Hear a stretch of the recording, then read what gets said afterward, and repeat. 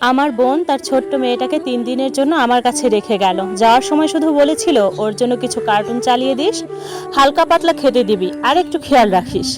কিন্তু প্রথম রাতেই যখন গরম ভাত, গরুর মাংস আর সবজি দিয়ে ওর সামনে প্লেটটা রাখলাম, মেয়েটা কাঁপতে কাঁপতে আমার দিকে তাকিয়ে বলল, মামা আজকে কি আমি খেতে পারবো? আমার নাম রাশেদ, ঢাকায় থাকি। ঘটনাটা কয়েক মাস আগের। সেদিন দুপুরে আমার বড় বোন সাবিহা ফোন করেছিল, বলল জরুরি কাজে চট্টগ্রাম যেতে হবে। 3 দিনের জন্য তার মেয়ে রিমিকে আমার কাছে রেখে যেতে চায়। 3 দিনই তো, চোখের পলকে কেটে যাবে। ফোনে খুব স্বাভাবিক শোনাচ্ছিল ওকে। ওকে বেশি জাঙ্ক ফুড খেতে দিস না কিন্তু, আর একটু খেয়াল রাখিস। আমি রাজি হয়ে গেলাম। বিকেলের দিকে সাবিহা রিমিকে নিয়ে এলো। 5 বছরের ছোট্ট একটা মেয়ে। সাধারণত এই বয়সের বাচ্চারা মায়ের কাছ থেকে আলাদা হলে কান্নাকাটি করে, কিন্তু রিমি একদম চুপচাপ ছিল। মায়ের ওনার আঁচল শক্ত করে ধরে দাঁড়িয়েছিল শুধু। চোখ দুটো কেমন জানি আতঙ্কে ভরা। সাবিহা ওর কপালে একটা চুমু দিয়ে বলল, ভদ্র হয়ে থাকবি, যেন কেউ তোর জন্য বিরক্ত না হয়। তারপর দ্রুত চলে গেল। দরজা বন্ধ হয়ে গেল।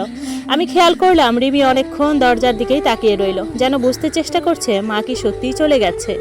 আমি হাসি মুখে বললাম, চলো কার্টুন দেখি। ও আস্তে করে মাথা নেড়ে সম্মতি দিল, কিন্তু সোফার দিকে যেতে যেতেই থেমে গেল। ছোট্ট গলায় বলল, মামা এখানে বসতে পারি? প্রশ্নটা শুনে আমি একটু অবাক হলাম। অবশ্যই পারো, এটা তোমারও বাসা। ও কিছু বলল না। সোফার একদম কোনায় গিয়ে বসলো, পিঠ সোজা, 2 হাত হাঁটুর উপর, যেন কোনো স্কুলের পরীক্ষার হলে বসে আছে। আমি ওর জন্য রং পেন্সিল বের করলাম। কিছুক্ষণ পর ও ফিসফিস করে জিজ্ঞেস করলো, লাল রংটা ব্যবহার করতে পারি? আমি বললাম, হ্যাঁ। নীলটাও? অবশ্যই, যদি ভুল হয়ে যায়। আমি কিছুক্ষণ চুপ করে থাকলাম, তারপর বললাম, ভুল হলে আবার নতুন করে আঁকবে? রিমি এমনভাবে আমার দিকে তাকালো যেন আমি পৃথিবীর সবচেয়ে অদ্ভুত কথা বলেছি। সারাদিন ওর আচরণ আমাকে অবাক করেছে। পানি খাওয়ার আগে অনুমতি, বাথরুমে যাওয়ার আগে অনুমতি, দৌড়ানোর আগে অনুমতি, এমনকি একটা কুশন হাতে নেওয়ার আগে অনুমতি। প্রথমে ভেবেছিলাম নতুন জায়গায় এসে সংকোচ করছে, হয়তো মাকে মিস করছে, কিন্তু রাতের খাবারের সময় বুঝলাম ব্যাপারটা এর চেয়েও অনেক গভীর। সেদিন আমি ভাত, গরুর মাংস আর মিশ্র সবজি রান্না করেছিলাম। পুরো ঘরে খাবারের সুন্দর গন্ধ ছড়িয়েছিল। রিমির সামনে ছোট্ট একটা প্লেট সাজিয়ে দিলাম, কিন্তু ও চুপচাপ বসে রইল, মুখ নিচু করে। খাবারের দিকে তাকিয়ে আছে, অথচ খাচ্ছে না। আমি বললাম, খেয়ে ফেলো মা, ঠান্ডা হয়ে যাবে। ও নড়ল না, বরং শরীরটা আরো শক্ত হয়ে গেল। আমি নরম গলায় জিজ্ঞেস করলাম, খিদে পাইনি? ও মাথা নিচু রেখেই বলল, আজকে কি আমি ভাত খেতে পারবো? আমার বুকের ভেতর কেমন যেন ধক করে উঠল। মানে? ও ভয়ার্ত চোখে তাকালো। জানি না, হয়তো আজকে আমার খাওয়ার দিন না। মুহূর্তের জন্য আমি কোনো কথা খুঁজে পেলাম না। তারপর বললাম, রিমি, তোমার যখন খিদে পাবে তখনই তুমি খেতে পারবে। এই কথাটা শোনার সঙ্গে সঙ্গে মেয়েটা ভেঙে পড়লো, হাউমাউ করে কাঁদতে শুরু করলো। সেটা কোনো বাচ্চার সাধারণ কান্না ছিল না, সেটা ছিল জমে থাকা ভয়, কষ্ট আর অপমানের কান্না। ও 2 হাত দিয়ে মুখ চেপে ধরলো, যেন কান্নাটাও লুকিয়ে রাখতে হবে। আমি ধীরে ধীরে ওর পাশে গিয়ে বসলাম। কি হয়েছে মা? ও কাঁদতে কাঁদতেই বলল, আমি খারাপ মেয়ে। কে বলেছে? আমি ভুল করেছি। কি ভুল? অনেকক্ষণ চুপ থাকার পর ও ফিসফিস করে বলল, আমার খিদে পেয়েছিল। আমার শরীর ঠান্ডা হয়ে গেল। খিদে পাওয়া তো কোনো ভুল না। ও মাথা নাড়ল। বাবু আঙ্কেল বলে, ভালো মেয়েরা কিছু চায় না। বাবু আঙ্কেল নামটা শুনে আমার বুকের ভেতর অস্বস্তি জমলো। লোকটাকে আমি চিনি, সাবিহার সঙ্গে কয়েক বছর ধরে সম্পর্ক।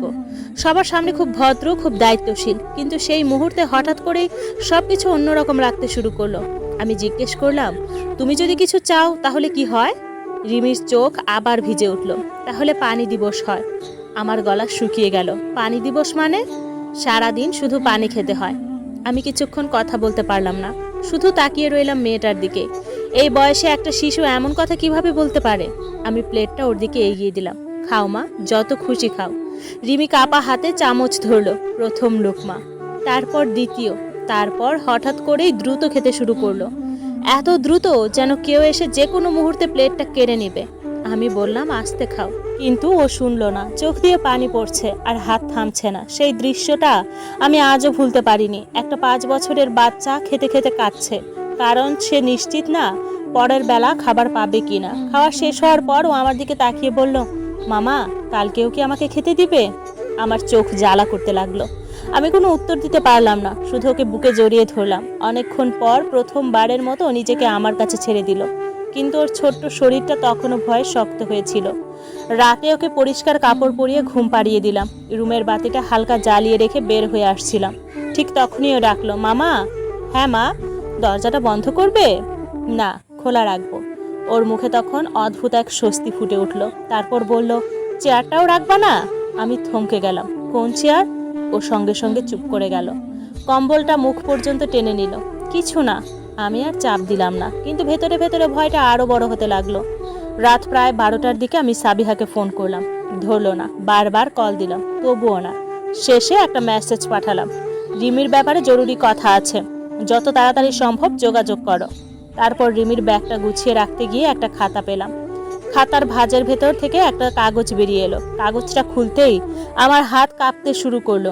সেখানে লেখা, সোমবার রাতের খাবার নেই, মঙ্গলবার শুধু পানি, বুধবার কথা শুনলে ভাত, বৃহস্পতিবার কথা বলা নিষেধ, শুক্রবার ঘরে বন্ধি। আমি স্থির হয়ে বসে রইলাম, আর কাগজের একদম নিচে বেগুনি রঙের কলমে আঁকা বাঁকা শিশুসুলভ হাতে লেখা। আমি সত্যি সত্যি ভালো মেয়ে হওয়ার চেষ্টা করি। আমার চোখ ঝাপসা হয়ে গেল। আমি বুঝতে পারছিলাম না কাঁদবো নাকি চিৎকার করব। ঠিক তখনই ফোন বেজে উঠল। সাবিহা। ফোন ধরেই আমি বলে উঠলাম, তোমরা বাচ্চাটার সঙ্গে কি করেছো? ওপাশে কিছুক্ষণ নীরবতা, তারপর কান্না ভেজা গলা, রাশেদ, ওকে বাসায় ফেরত পাঠাস না। আমার বুক ধক করে উঠল। কেন? বাবু জানে না রিমি তোর কাছে আছে। আমি ওকে বলেছি পাশের বাসার আন্টির কাছে রেখেছি। আমি হতবাক হয়ে গেলাম। কেন মিথ্যা বলেছ? ও কান্না চেপে বলল, কারণ গতকাল আমি রিমির রুমে একটা লুকানো ক্যামেরা পেয়েছি। আমার নিঃশ্বাস বন্ধ হয়ে আসলো। ক্যামেরা? হ্যাঁ। পুলিশে যাওনি কেন? ওর কণ্ঠ ভেঙে গেল। কারণ ক্যামেরার চেয়েও ভয়ঙ্কর একটা জিনিস পেয়েছি। ঠিক তখনই ওপরে মৃদু একটা শব্দ হলো। আমি তাকিয়ে দেখলাম রিমি সিঁড়ির মাথায় দাঁড়িয়ে আছে, খালি পায়ে, বুকে জড়িয়ে রেখেছে তার পুতুলটাকে, মুখটা কাগজের মতো সাদা। ও কাপা গলায় বলল, মামা। কি হয়েছে? সে এসেছে। আমার বুকের ভেতরটা হিম হয়ে গেল। কে? ঠিক তখনই দরজায় 3টা ভারী শব্দ হলো, ঠক ঠক ঠক। ফোনের ওপাশ থেকে সাবিহা চিৎকার করে উঠল, দরজা খুলবি না। কিন্তু সেই মুহূর্তেই দরজার ওপাশ থেকে একটা পরিচিত কণ্ঠ ভেসে এলো, অস্বাভাবিক শান্ত, আর সেই কারণে আরো ভয়ঙ্কর। রাশেদ, আমি জানি রিমি তোমার কাছে আছে। আমি আমার মেয়েকে নিতে এসেছি। আর ঠিক তখনই আমি এমন একটা বিষয় খেয়াল করলাম যা এতক্ষণ আমার চোখেই পড়েনি। আমি তখনও দরজার সামনে দাঁড়িয়ে, বাইরে বাবুর গলা, ভেতরে ভয়ে কাঁপতে থাকা রিমি, আর ফোনের ওপাশে কান্নায় ভেঙে পড়া আপা। ঠিক তখনই আমার চোখে পড়লো একটা বিষয়। রিমি আমার পেছনে দাঁড়িয়েছিল, কিন্তু বাবুর কণ্ঠস্বর শুনতেই ও তার পুতুলটাকে এমন শক্ত করে জড়িয়ে ধরলো যে ছোট্ট আঙ্গুলগুলো সাদা হয়ে গেল। ওর চোখের ভয়টা কোনো অপরিচিত মানুষের জন্য ছিল না, ওটা ছিল এমন একজনকে দেখে ভয় পাওয়া যাকে সে খুব ভালো করেই চেনে। আমি দ্রুত আপাকে বললাম, পুলিশে খবর দাও এখনই। এরপর ফোন কেটে দিলাম। বাইরে আবার ধাক্কা পড়লো, আগের চেয়ে আরো জোরে। রাশেদ, দরজা খোলো, বাচ্চাটাকে নিয়ে যেতে এসেছি। আমি কোনো উত্তর দিলাম না। রিমির কাছে গিয়ে হাঁটু গেড়ে বসলাম। মা, তুমি আমার রুমে যাও, ভেতর থেকে দরজা লাগিয়ে দাও।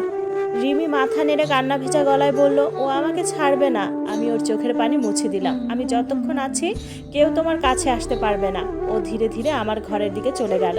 আমি আবার দরজার সামনে দাঁড়িয়ে রইলাম। সময় যেন থেমে গিয়েছিল। 1 মিনিট, 2 মিনিট, তারপর দূর থেকে পুলিশের গাড়ির সাইরেনের শব্দ ভেসে এলো। আর সঙ্গে সঙ্গে দরজার ওপাশের মানুষটার আচরণ বদলে গেল। যে গলায় এতক্ষণ শান্তভাবে কথা বলছিল, সেই গলাতেই বিরক্তি আর রাগ ফুটে উঠল। কিছুক্ষণ পর পায়ের শব্দ শুনলাম। মনে হলো সে দ্রুত সিঁড়ি বেয়ে নিচে নেমে যাচ্ছে। আমি জানালার পর্দা সরিয়ে বাইরে তাকালাম। দেখলাম বাবু তাড়াহুড়ো করে ভবন থেকে বেরিয়ে যাওয়ার চেষ্টা করছে, কিন্তু তখন অনেক দেরি হয়ে গেছে। পুলিশ এসে গেছে। 1 ঘন্টারও কম সময়ের মধ্যে আপা আমার বাসায় এসে পৌঁছালো। দরজা খুলতেই সে রিমিকে বুকে জড়িয়ে ধরে হাউমাউ করে কেঁদে উঠল। আর রিমি সেদিন প্রথমবার কোনো ভয় ছাড়াই ঘুমিয়েছিল সোফার উপর, শান্ত মুখে। মনে হচ্ছিল বহুদিন পর ও নিরাপদ একটা জায়গা পেয়েছে। তারপর শুরু হলো সত্যিটা বেরিয়ে আসার পালা। একদিনে নয়, ধীরে ধীরে টুকরো টুকরো করে রিমির ব্যাগে পাওয়া সেই কাগজ, ওর ঘরে পাওয়া লুকানো ক্যামেরা, আর ওর প্রতিদিনের জীবনের ভয়াবহ বাস্তবতা, সবকিছু এক একে সামনে আসতে লাগলো। শাস্তির নামে নির্যাতন, শাসনের নামে মানসিক অত্যাচার, ভালো মানুষ বানানোর অজুহাতে একটা শিশুর শৈশব কেড়ে নেওয়া। তদন্ত চলতে লাগলো, সময় লাগলো, অনেক প্রশ্নের উত্তর খুঁজতে হয়েছে।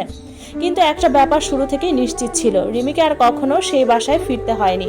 এরপর আপা ওকে একজন শিশু মনোরোগ বিশেষজ্ঞের কাছে নিয়ে যেতে শুরু করলেন। শুরুর দিকে রিমি পানি খাওয়ার আগে অনুমতি চাইতো। আমি কি পানি খেতে পারি? খাবার খাওয়ার আগেও ভয় পেত, ভুল করলে কেঁদে ফেলতো, মনে করতো নিশ্চয়ই শাস্তি হবে। কিন্তু ধীরে ধীরে সব বদলাতে শুরু করলো।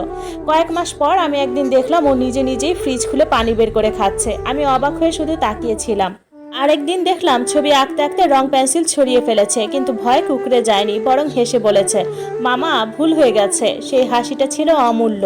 এরও কিছুদিন পরে এলো ওর জন্মদিন। আমরা ছোট করে আয়োজন করেছিলাম, কেক কাটা হলো, অনেক ছবি তোলা হলো। তারপর আমি জিজ্ঞেস করলাম, বলো তো কি উপহার চাও? রিমি কিছুক্ষণ চিন্তা করলো, তারপর বলল, অনেকগুলো সাদা কাগজ আর রং পেন্সিল। আমি হেসে ফেললাম, শুধু এইটুকুই? ও মাথা নেড়ে বলল, হ্যাঁ। আমি বললাম, কেন? রিমি খুব স্বাভাবিক গলায় বলল, যাতে কেউ আর আমার জন্য নিয়ম লিখে দিতে না পারে। কথাটা শুনে আমার বুকটা কেঁপে উঠেছিল। 1 বছর পরে স্কুলের মাঠে দাঁড়িয়েছিলাম আমি আর আপা। দূরে রিমি তার বন্ধুদের সঙ্গে দৌড়াচ্ছে, হাসছে, খেলছে, একদম স্বাভাবিক একটা শিশু, যেমনটা হওয়ার কথা ছিল। আপার চোখ ভিজে উঠল। সে ফিসফিস করে বলল, সেই রাতটার কথা মনে আছে? আমি মৃদু হেসে বললাম, কোনোদিন ভুলবো না। আপা রিমির দিকে তাকিয়ে রইল, তারপর বলল, আমি ভাবতাম আমাকে কেউ বাঁচাবে, কিন্তু সেদিন বুঝেছিলাম আসলে আমার মেয়েটাকেই বাঁচানো সবচেয়ে জরুরি ছিল। আমরা দুজনেই চুপ করে গেলাম। দূরে রিমি হাসছিল, প্রাণ খুলে, নির্ভয়ে, মুক্তভাবে। অনেক বছরের ভয়, কান্না আর অন্ধকারের পর সেই হাসিটা যেন নতুন জীবনের শুরু ছিল। আর সেই মুহূর্তে বুঝেছিলাম প্রতিটা শিশুরই নিরাপদ শৈশব পাওয়ার অধিকার আছে। রিমি অবশেষে সেই অধিকারটা ফিরে পেয়েছে।